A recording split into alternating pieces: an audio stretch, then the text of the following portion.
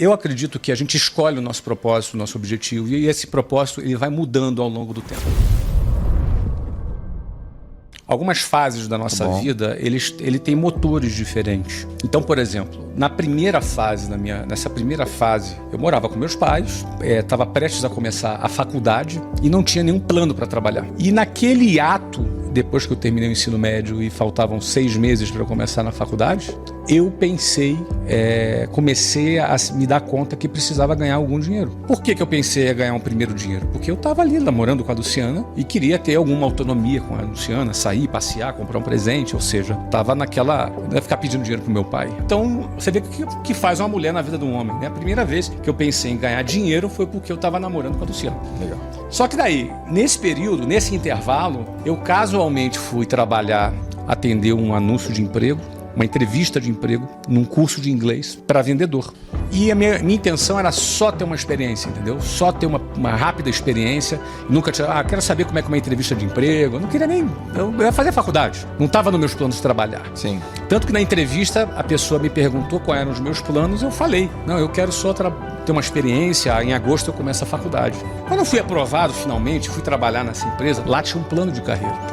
E aquilo me cativou. Porque eu estava apaixonado pela Luciana. Eu tinha 19 já aí. Luciana tinha 15, ia fazer 16 em julho. Isso era fevereiro de 91.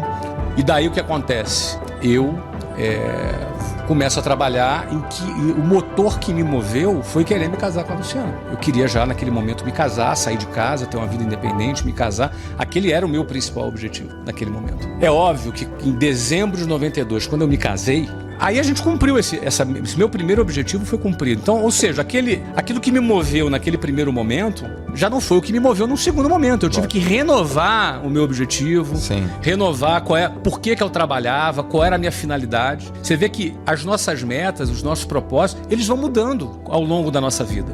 Mas é muito importante a gente entender qual é a nossa meta naquele momento, qual é o propósito que a gente tem naquele momento e a gente focar naquilo. Porque eu busco em pessoas que trabalham com vendas e que vai fazer parte do nosso time, são pessoas que têm ambição. Ambição não é ganância, ambição é fome, vontade de mudar de vida, vontade de crescer, vontade de transformar a sua vida, vontade de ganhar mais, vontade de melhorar a sua realidade. Por que essa característica com quem trabalha com vendas é fundamental? Porque esse é o combustível. Às vezes o cara quer mudar de vida para casar, para dar uma vida melhor para o filho, para dar uma vida melhor para a família. Então é fundamental que esse cara tenha muita ambição e ele queira muito que a sua empresa seja um instrumento para ele alcançar os objetivos dele. Nessa área, eu não estou preocupado com a experiência dele, não estou preocupado com o currículo dele, eu não estou preocupado com nada desse cara. Para mim, se ele tem um diploma bacana em Harvard ou se ele só tem um ensino médio completo, para mim não faz nenhuma diferença. Para esse cara de vendas, tá bom. Tá? Por quê? Porque esse cara, os motivos deles é o principal. Para mim são o principal para minha escolha. Porque ele pode ter uma formação muito boa e não tem ambição. Esse cara não vai performar, esse cara não vai vender, esse cara não vai atingir os números e as metas que a gente tem estabelecidas. Esse cara tem que ser um cara humilde. O que é humilde? É um cara que é aluno, ele quer aprender. Ele quer muito aprender, tem muita vontade de crescer, disposição para trabalhar e disposição para aprender. Porque esse cara vai ser treinado, a formação quem vai dar somos nós. Então ele ter ambição e vontade de aprender é o requisito principal. Música para os ouvidos é isso. Porque na hora que começa a venda, você vai perceber, ele até quer, mas qual é a resiliência que ele tem? Porque vendas é tomar não, vendas às vezes ter um cliente mal educado que desliga na sua cara o telefone. Sim. Vendas é uma coisa que exige muito emocionalmente da pessoa. Então o comportamento dessa pessoa, aí no dia a dia, o comportamento dela, como ela se mantém firme nesse mesmo objetivo, porque o cara às vezes começa cheio de gás, no terceiro dia o cara tá todo mocorongo. Sim. Porque o cara não conseguiu um determinado resultado, o que é natural quando você está aprendendo, não é? Então em vendas é muito isso, cara, inteligência emocional, emoção, diariamente é fundamental para um time de vendas performar. Eu não me aproximo de pessoas que eu acho que são desleais. Pessoa desleal é uma pessoa com agenda dupla, pessoa que tem segundas intenções. Não, assim, eu gosto, sinto verdade, sinto transparência. Eu gosto, não é? Então, e pessoas que trabalham comigo, a característica que eu mais admiro é a lealdade. Lealdade não é o cara que trabalha na minha empresa e vai ficar trabalhando na minha empresa o resto da vida, não pode arrumar um emprego melhor. Não é disso que eu estou falando, não. Sim. Lealdade na verdade, lealdade no compromisso. Porque a gente tem compromisso, tem que ser leal com os compromissos, tem que cumprir os compromissos. Não tem, né, na frente de um jeito e por trás de outro. Pessoas duas caras, pessoas que não... Ser duas caras é ser desleal. Lealdade, pra mim, é a característica de alguém que eu mais admiro. Eu prefiro o leal menos talentoso do que o desleal hiper talentoso, entendeu? O leal, cara, o cara pra estar do teu lado é gente leal, gente honesta, gente que fala a verdade, gente que não tem duas caras. Esse é o cara pra estar do seu lado. Sim. Esse é o cara. E aí, o talento vai desenvolvendo. Óbvio que tem áreas que, por exemplo, o cara é designer. Talento conta bastante, área artística, o talento. Aí você vai ter que buscar o cara talentoso e leal. Sim. Entendeu? Mas em primeiro lugar, leal. Cara, leal em primeiro lugar. Agora, você quer gente leal, você tem que ser leal também. Show. Você não pode ter agenda dupla, você não pode... Tem que ser leal. O que você chama de agenda dupla? Agenda dupla é mais ou menos o seguinte, vamos imaginar, eu casei contigo, somos um casal, e eu já tô aqui pensando, cara, tem um plano B, você entendeu? Eu já tenho um esquema aqui pensando, você entendeu? Agenda dupla é isso. Eu já maquino o negócio, eu já faço uma coisa aqui com uma intenção diferente daquela que eu digo pra você.